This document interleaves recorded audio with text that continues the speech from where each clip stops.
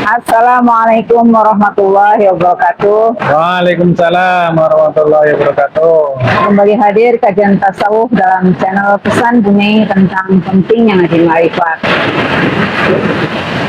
Ada satu fenomena yang menarik dalam dunia spiritual kali ini, yaitu banyak orang yang sudah bertarekat, sudah berpikir, sudah mengikuti guru rohaninya, tetapi satu hal, pertanyaan besar yang jarang ditanyakan dengan jujur, yaitu mengapa begitu banyak orang-orang yang bertekad tetapi belum tahu Tuhannya. Apakah mungkin masalahnya di jalannya atau zikirnya, atau jangan-jangan mursyidnya yang tidak bisa menunjuki jalannya? Nah, hal ini kita akan berbincang dengan narasumber yang ahli dalam tasawuf. Saya akan tanyakan segmen pertama, yaitu kenapa banyak orang berthariqah tetapi ternyata belum mengenal Tuhannya. Monggo bangun. Ya, terima kasih. Biar kajiannya lebih meluas, kita tambahkan tidak hanya berthariqah itu, karena awaluddin ma'rifatullah. Awal dari beragama itu mengenal Allah. Kenapa hal ini penting, Bumi? Karena agama atau spiritual itu pada intinya adalah menyambungkan manusia dengan Tuhannya. Nah, yang menjadi masalah, Tuhannya itu tidak diketahui. Makanya namanya laisa kamitslihi syai'un. Oleh karenanya perlu sebuah ultrastruktur, perlu sebuah sarana untuk mempersambungkan. Nah, dalam agama Islam ini dikenal dengan sistem wasilah. Dalam agama lain juga dikenal ini. Hampir seluruh agama samawi itu mengenal sistem persambungan ini. Tapi saya tidak mau melebar dulu ini. Soalnya kemarin habis pulang dari kampung, agamanya sendiri saya tidak paham sambungannya, apalagi ngapain kita harus ngomongin agama orang lain itu ya. Jadi yang pertama saya ingin memperkenalkan ultrastruktur rohani itu. Itulah yang namanya tali wasilah. Sebagaimana Quran surat Al-Maidah ayat 35, ya ayyuhalladzina amanu taqullah wabtahu ilaihil wasilah. Wahai orang-orang yang beriman, bertakwalah kepada Allah dan carilah wasilah. Nah, inilah yang diabaikan oleh hampir umat manusia atau umat Islam dalam beragama saat ini. Dan alhamdulillah ada sekelompok orang yang sudah memahami ini, menyadari akan hal ini, menyadari akan segala keterbatasan manusia di alam zahir ini yang tidak mungkin bisa berhubungan langsung dengan Allah. Sebagaimana Quran surat As-Surah ayat 52, tidak mungkin manusia berkata-kata langsung dengan Tuhan tanpa melalui pewahyuan, dibalik hijab dan melalui utusannya. Nah, oleh karenanya, saudara-saudaraku, Anda beruntung kalau Anda sudah mempunyai kesadaran itu, dan kemudian Anda mencari seseorang untuk mempersambungkan rohani kita dengan sistem wasilah tersebut. Dahulu, sistem ini diperankan oleh Nabi, namun nabinya telah khatam. Jadi ini penting ini itu. Allahnya laisa kamitslihi syai'un, kemudian utusannya Rasulullah itu sesuatu yang qadim karena dia adalah frekuensi ruh, dan pembawanya manusia di dunia ini namanya Nabi telah khatam. Bayangkan, seluruh instrumen tali wasilah tidak dikenalnya, dan dengan sangat pedenya manusia di dunia ini hanya berdasarkan pada literasi, membaca tentang risalah, kemudian mempraktekannya dan merasakan bersambung dengan Tuhannya dan merasakan mendapat surganya nanti. Tapi nanti yang jadi masalah ini. Oleh karenanya menjadi penting kita bahas hari ini tentang mursyid seperti apa ya, gitu, yang kira-kira bisa mempersambungkan. Jadi atas dasar hal tersebut saya kira kita sudah bisa melakukan identifikasi mursyid seperti apa yang bisa menyambungkan. Yang pertama, jelas mursyid tersebut harus mengenal tali wasilah, atau dengan kata lain mursyid tersebut adalah pembawa al-wasilah tersebut. Kemudian yang kedua, mursyid tersebut harus hidup sejaman dengan kita. Karena ini banyak sekali juga punya ayat-ayat yang menyebutkan seperti itu. Jadi seperti Rasulun min anfusikum. Quran surat At-Taubah 128, laqad ja'akum rasulun min anfusikum. Kemudian bisa juga dia seorang ulil amri. Ati'ullaha wa ati'ur rasul wa ulil amri minkum. Nah, ulil amri minkum inilah yang diperankan sesungguhnya sebagai seorang pembawa al-wasilah, pemegang channel ketuhanan, pembawa channelnya Tuhan. Dan kemudian yang ketiga, kita juga mengenal terminologi waliya mursyidah sebagaimana Quran surat Al-Kahfi 17. Siapa yang tersesat, dia tidak akan bertemu dengan seorang waliya mursyidah. Jadi itu Bu Nyai. Ya, artinya ini kan kita harus pandai-pandai mencari pembimbing ya, mencari mursyid ya. Mencari mursyid bagaimana kita bisa tersambung dengan sistemnya gitu. Ini yang mungkin jarang dibahas, apakah semua yang disebut mursyid itu benar-benar memiliki ketersambungan terhadap Tuhan, dan bagaimana ciri-ciri mursyid yang tersambung sehingga umat itu tidak kebingungan gitu, karena banyak sekali sekarang mursyid-mursyid bermunculan gitu. Jadi bagaimana kita mencari mursyid yang benar-benar bisa membimbing kita menuju Tuhan itu. Nah, ini pertanyaan penting dan pertanyaan sangat strategis sekaligus sangat substansial. Ini kita dari sisi mana dulu ya? Dari sisi mursyidnya dulu ya. Ya. Jadi tadi secara implisit sebenarnya sudah kelihatan bahwa mursyid tersebut adalah pembawa channelnya Tuhan yang menyambungkan antara alam dunia dengan alam akhirat. Apa itu alam akhirat? Ya alam selain dunia, alam yang tidak ditemukan di dunia ini, itulah akhirat. Ini menjadi kunci nih dunia ini. Karena seringkali umat itu juga dalam kutip ya dibodoh-bodohin sama mursyid ya, dengan kelihayan dia bermain di area goib gitu ya. Ini ciri-cirinya bahwa Anda itu dipersambungkan dengan alam ruh atau alam akhirat. Alam akhirat itu mirip dengan alam ketuhanan, tetapi dia kadarnya lebih rendah. Kalau alam ketuhanan itu namanya alam maha qadim, alam akhirat itu namanya alam qadim. Kalau alam ketuhanan itu alam maha metafisika, kalau alam akhirat itu alam metafisika. Jadi mirip-mirip ininya, persifatannya. Misalnya dia tidak terdefinisi dan tidak terdeskripsi juga di alam akhirat itu, dan tidak terikat oleh hukum ruang dan waktu.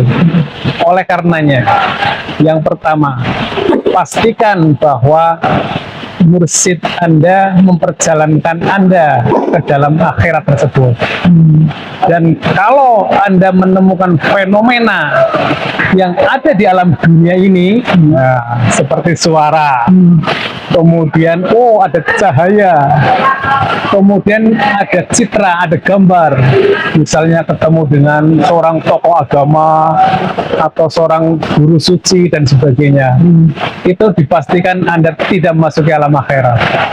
Itu hanya permainan ilusi saja, hanya permainan bagaimana seorang mursyid itu dalam tanda kutip ya mengelabui kesadaran Anda.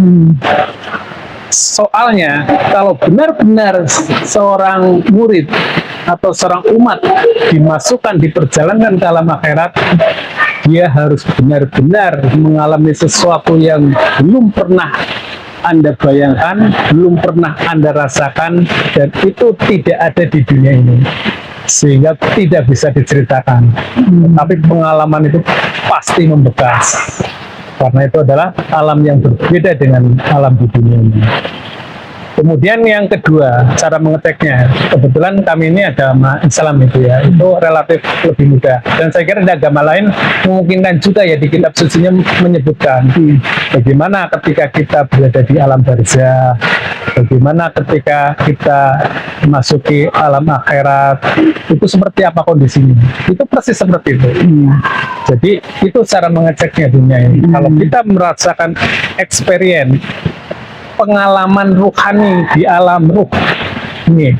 Jadi pentingnya ya, yang dimaksud pengalaman ruhani atau peristiwa empiris, Qadim adalah peristiwa empiris di alam ruhani. Artinya peristiwanya peristiwa ruhani, pembaca kesadarannya pun kesadaran ruhani. Itu makanya tidak mudah untuk diceritakan secara verbal di alam dunia karena tidak ada padanannya alam itu. Jadi sekali lagi jelas ya, Bunyai, kalau Anda dimasukin ke akhirat tetapi isinya fenomena, itu jelas kamuflase. Nah ini Mbak Mon, terkait dengan pengalaman dalam menjalankan tarekat gitu ya, dalam menjalankan toriko ini sebagai masukan untuk kita yang belum masuk torikot gitu ya. Jadi apa fenomena kan tadi bukan termasuk itu ya. Jadi apa sih yang membuat perubahan sebelum Mbah Mun itu masuk ke torikot, pada saat Mbah Mun jadi orang syariat kemudian menjadi orang torikot, itu perubahan apa yang signifikan yang bisa dirasakan? Jadi intinya ketika kita kesadarannya sudah berada dalam kesadaran akhirat, maka sesungguhnya hidup kita sudah dalam hidup konversi. Jadi mengerjakan pekerjaan yang sama, hasilnya akan berlipat gitu. Karena kita bekerja atau kita beramal dalam kesadaran ruh. Mungkin tadi pertanyaan saya tentang pengalaman Mbah Mun ya, di situ ya tadi ya. Intinya ditangkap bahwa apakah ketika sudah bertorikot itu ada sesuatu yang hilang dari kita yang kita tidak merasa, loh itu bukan saya sekali gitu. Ada pengalaman seperti itu sehingga merubah diri kita yang, kalau saya kebetulan juga sudah mengikuti torikot ya.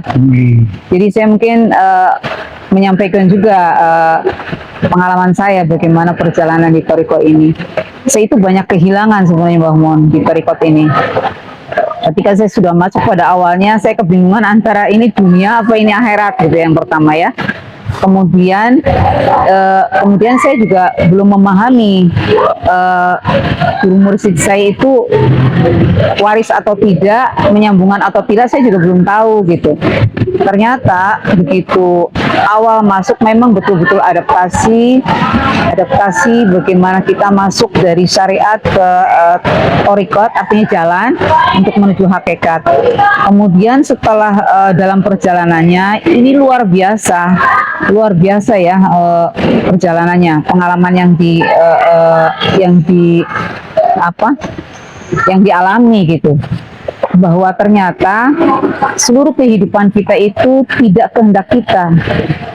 Bahkan yang tadinya kita itu kesenggol orang itu marah misalnya, atau tersinggung itu ada rasa-rasa gitu, ini betul-betul sudah tidak ada. Orang mau ngomong apapun monggo sajalah, bukan urusanku juga gitu. Betul-betul seperti yang tidak dengar gitu, dan rasa itu tidak terpancing, mau nyinggung mau enggak ada urusannya sama saya, dan itu bukan saya gitu. Ternyata seperti ditutup gitu ya, rasa pun ditutup, mulut pun nggak ingin ngomong gitu. Itu kayak gitu tuh, ada rasa yang seperti itu. Itu akses di duniawinya. Iya, akhirnya gitu loh. Mungkin saya juga seperti itu, punya banyak kehilangan. Iya. Begitu masuk torikot ini saya kehilangan amarahnya, kehilangan dendamnya, apalagi iri dengki. Karena saya dari dulu memang iri dengki saya termasuk yang terlalu tidak terlalu lah gitu ya. Itu cepat sekali hilangnya. Jadi kemudian yang jelas lebih sabar. Kalau dulu saya kurang penyabar. Terus dan yang makin lama ternyata makin benar bahwa hidup ini kita sebenarnya hanya mengikuti arus saja, mengikuti apa yang diperjalankan. Jadi kita seolah-olah sudah nggak punya keinginan, maksudnya keinginan dalam arti hasrat gitu ya. Tetapi bukan berarti kita tidak melakukan sesuatu. Ya seperti ini kita kan dimanapun kita ngonten. Kebetulan ini lagi OTW dari kampung kami di Cilacap menuju ke Jakarta. Ini di sebuah rumah makan sebelum Nagrek gitu ya, dari arah timur itu. Jadi hampir kita itu tidak pernah melewatkan waktu sedetik pun. Nah ini nih, ini akhirnya ketemu itu. Waktu saat ini menjadi sangat berharga. Jadi kita tidak pernah melewatkan waktu untuk tidak berjuang wajah itu bisa pilih dalam misi ketuhanan. Kita tidak pernah terlepas untuk tidak tune in dengan akhirat.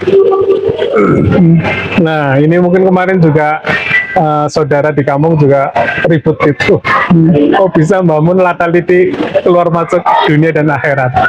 Tapi nanti akan kita bahas di episode berikutnya karena ini perlu perlu konsentrasi tinggi, perlu dalil dan alur logik yang kuat gitu sehingga bangunan konstruksinya tidak terpatahkan dan mudah akan dipahami oleh audiens dimanapun berada.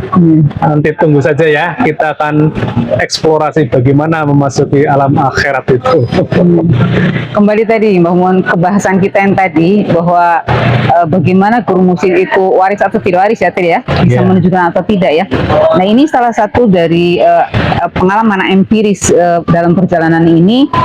Ini saya menyampaikan ini betul-betul pengalaman pribadi dan saya juga terheran-heran ternyata perjalanan ini betul-betul bukan kehendak diri, bukan kehendak diperjalankan. Menyampaikan ini pun diperjalankan dan setiap berjumpa dengan orang pun diperjalankan dan ternyata kita itu betul-betul diperjalankan, dikehendakinya.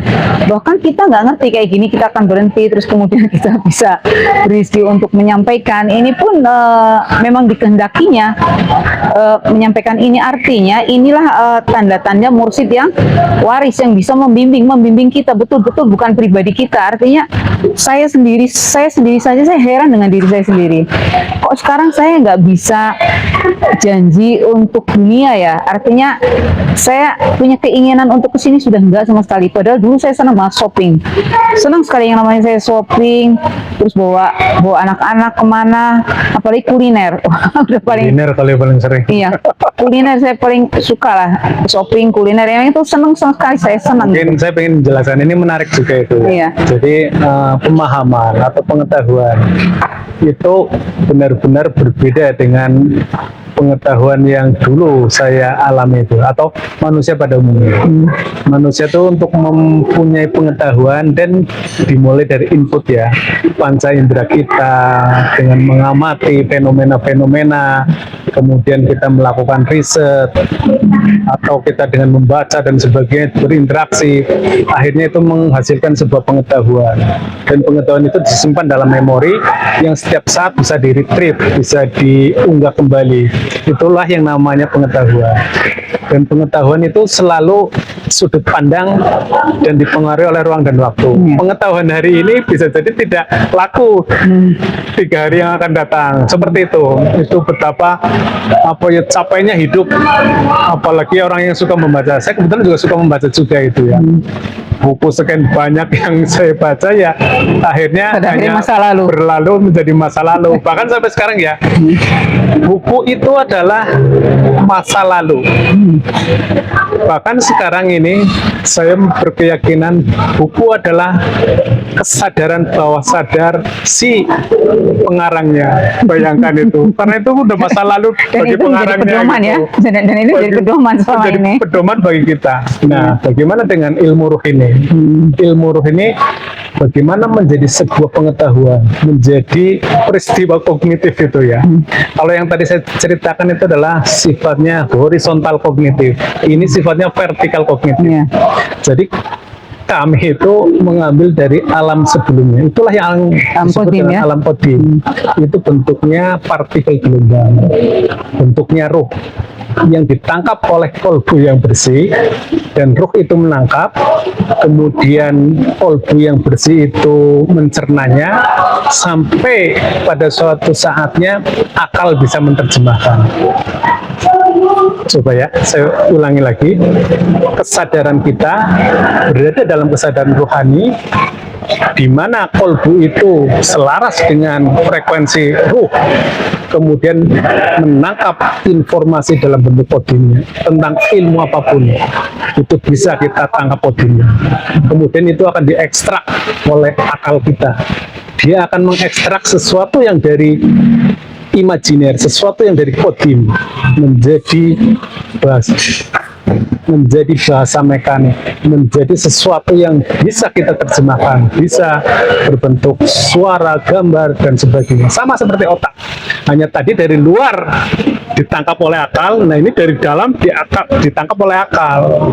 Hasilnya bisa Anda suatu saat lah, saya kira akan saya bongkar bagaimana proses mendownload sebuah alam kodim menjadi pengetahuan yang bisa berguna bagi kita semua. Saya kira itu. Iya, intinya sih kami ingin menyampaikan bahwa betapa pentingnya kita belajar tentang makrifat ya. Penting sekali, ngaji makrifat ini yang penting sekali, karena ini saya menyaksikan betul-betul berbeda antara ketika kita hanya di syariat saja, kemudian kita berjalan menuju hakikat dan dibimbing oleh guru yang luar biasa sesuai dengan apa yang disampaikan di Al-Quran, bahwa tadi disampaikan Mbah Mun Al-Maidah ayat 35 ya, wabtahu ilaihil wasilah. Nah, ini wajib mencari wasilah. Ternyata betul, ketika kita masuk sistem dengan guru yang waris, yang bisa menunjuki jalannya, dan kita sampai, ternyata kita betul-betul bukan diri kita sendiri. Artinya, nafsu dan lain-lain itu betul-betul terkapsul ya, seperti terkapsul. Betul-betul seperti terkapsul. Dan kita ketika mau marah pun, tiba-tiba saya heran, loh, harusnya tadi aku marah, itu orang kayak gitu. Kok enggak ya, kok enggak kerasa ya? Dibilang aku pun kita malah ketawa, makanya dibilang kayak orang gila gitu ya. Dibilang kok udah nggak mudeng gitu. Yang ketika terpancing untuk hal-hal yang negatif itu secara automatically kita nggak ada respon, dan saya heran, kok tadi kok aku nggak respon ya, udah lewat itu, sudah jadi masa lalu, tapi kita terlindungi. Itulah yang namanya bimbingan ya, barangkali bangun ya. Jadi terbimbing itu merasa terbimbing sekali saya, betul. Saya berterima kasih sekali dengan Yang Mulia Tuan Guru Mursyid saya. Itu saya merasakan sekali, merasakan apa yang sudah merubah diri saya sekali dalam keterbimbingan. Dan makanya saya sering sekali menyampaikan ini juga, ini karena perintahnya. Dan kemudian tapi ada hal nih Mohon, ada hal yang sering dipertanyakan sama pemirsa, bahwa kenapa sih beragama harusnya kan mudah, kenapa ada yang mudah, kenapa cari yang sulit gitu. Nah ini nih Mbak Mon nih. Ya memang beragama itu, oh ya betul sekali itu, memang banyak komentar seperti itu. Iya. Saya mencetir ini aja, kata-kata Profesor Kadirun Yahya. Hal yang paling rumit adalah urusan agama, tetapi hal yang paling mudah pun urusan agama. Kalau sudah ketemu jalannya. Karena manusia di dunia ini dengan Allah Subhanahu wa Ta'ala itu berbeda secara dimensional, berbeda ruang dan waktu, berbeda secara materi. Dan kesalahan yang paling fatal, manusia menduga alam yang laisa kamitslihi syai'un dengan logika rasional, dengan hukum kausalitas duniawi, hukum kausalitas materi. Itu adalah kesalahan fatal. Karena itu berbeda dimensionalnya. Untuk menduga Tuhan hanya ada satu-satunya cara dan satu-satunya jalan, yaitu melalui ruh, karena ruh adalah entitas kodim. Selain itu Anda keliru besar menduga yang laisa kamitslihi syai'un dengan instrumen duniawi. Saya kira itu cukup, Nyai. Baik, saya kira Oh ya, dan cluenya ya, ya. dan yang bisa menunjukinya hanyalah mursyid yang waris. Kalau mursyid Anda tidak bisa menunjukkan itu, berarti mursyid Anda tidak waris. Apalagi dengan berbagai macam fenomena-fenomena. Fenomena, ya. Tinggalkan saja kalau mursyid-mursyid melakukan fenomena seperti itu. Akhirnya Akhirnya kan capek-capekin doang, nggak bisa capek waktu, Iya. capek tenaga, duit, dan sebagainya. Hasilnya fenomena. ya, ya artinya tadi seperti kita sampaikan bahwa kenapa banyak torikot atau orang-orang beragama tetapi tidak tersambung dengan Tuhannya, tidak mengenal Tuhannya ya. Satu kita harus mencari guru pembimbing atau guru pembimbing di zamanmu sendiri atau walia mursyidah tadi ya disampaikan, kemudian ketemu jalannya, kemudian kita visabilihi ya tadi bangun ya. Iya. Jadi saya kira itu yang bisa kami sampaikan, tapi pesan bahwa marilah kita sama-sama mumpung belum menyesal di kemudian ada kesempatan dan ada guru yang luar biasa yang kita bisa ikuti, karena banyak sekali teman-teman saya juga menyampaikan nah itu kayaknya hanya halusinasi gitu ya. Bagaimana membuktikannya itu benar? Itu hanya halusinasi. Bukan, kalau tidak percaya silahkan masuk dulu, kata saya. Masuk dulu, mengalami, betul nggak seperti itu. Ngapain saya ngomong kalau nggak benar? Kan gitu kan? Karena kita cinta, kita mau berbagi kebaikan, ayolah beragama dengan agama yang benar. Di Al-Quran sudah jelas, ya kan? Perjalanan para nabi sudah jelas demikian. Terus begitu kita masuk membuktikan bagaimana akhirat selagi masih di dunia, ini sudah betul-betul seperti itu. Untuk itu kali ini kita sampaikan, dan mudah-mudahan apa yang kita sampaikan pada kali ini bisa memberikan pencerahan, memberikan kebaikan buat kita semua. Akhir kata, mohon maaf bila banyak hal yang kurang berkenan dalam penyampaian kami. Ilahi anta maksudi wa ridho kamatlubi. Wassalamualaikum warahmatullahi wabarakatuh.